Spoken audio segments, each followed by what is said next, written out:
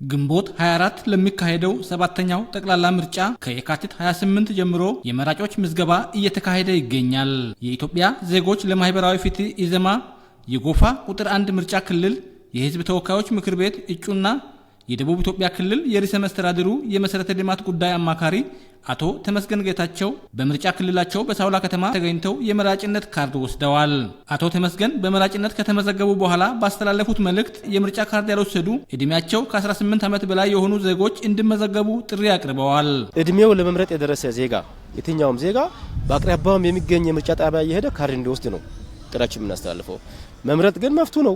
ማንንም መምረጥ መፍቱ ነው። ለመምረጥ ግን መጀመሪያ ካርድ መውሰድ ስላለበት እድሜያቸው ለምርጫ የደረሱ አካላት አጠቃላይ ሄደው በአካባቢያቸው በሚገኝ ምርጫ ጣቢያ የምርጫ ካርድ ጊዜውን ሳይደርስ ሳይጠናቀቅ መውሰድ አለባቸው። ግንቦት 24 የሚካሄደው ሰባተኛው ጠቅላላ ምርጫ ሰላማዊ፣ ፍትሃዊና ዲሞክራሲያዊ ሆኖ እንዲጠናቀቅ የምርጫ ቦርድ ያወጣቸውን ህጎችና ደንቦችን ፓርቲያቸው አክብሮ እየተንቀሳቀሰ መሆኑን አቶ ተመስገን ገልጸዋል።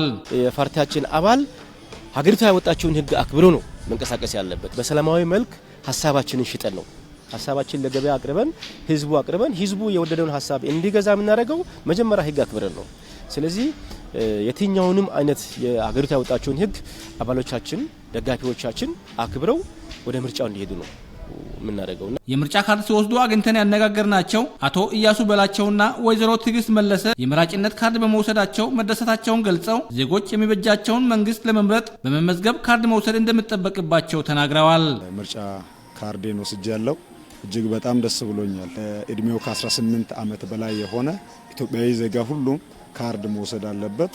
የራሱን መንግስት በካርዱ ሊመርጥና ሊመሰርት ይገባል የሚል እምነት አለን። ነገ ያሻኛል፣ ይጠቅመኛል የምትለውን መንግስት መምረጥ የራሷን መብት ለመጠበቅ ያክል ለመጠቀምም ጭምር ካርድ መውሰድ እንደኔ ጥሩ ስለሆነ ነው እኔ ለመውሰድ የመጣሁት። በሳውላ ከተማ የመገናኛ ዶሮ ተራ ወጣቶች ማዕከል ምርጫ ጣቢያ ኃላፊ አቶ አለምነ አበበ ቀደም ሲል በሲስተም ዲጂታል ይከናወን የነበረው የምዝገባ ሂደት ይፈጥር የነበረውን መጉላላት ለመቅረፍ አሁን ወደ ማኑዋል አሰራር መቀየሩ የመራጭነት ምዝገባ ስራውን ቀልጣፋን ስላደረገው ዜጎች በመራጭነት እንዲመዘገቡ መልእክት አስተላልፈዋል። በተቻለ መጠን አንድ ሰው ይህንን እድል ዲሞክራሲያዊ እድል ተጠቅሞ ተመዝግቦ ካርዶን ቢወስድ ነገ የመምረጥ እድሉን ያገኛል። ካልሆነ ግን ሌሎች በመረጡት መኖር ስለሆነ የኛ ሰው አሁን በተቻለ መጠን ወጥቶ ቢመዘገብና ይሄን ካርድ ወስዶ የራሱ ውስጡ የፈለገውን ፓርቲ ለመምረጥ አሁን ካርዱን ቢወስድ የተሻለ ነው የሚል ሐሳብ ነው ያለኝ።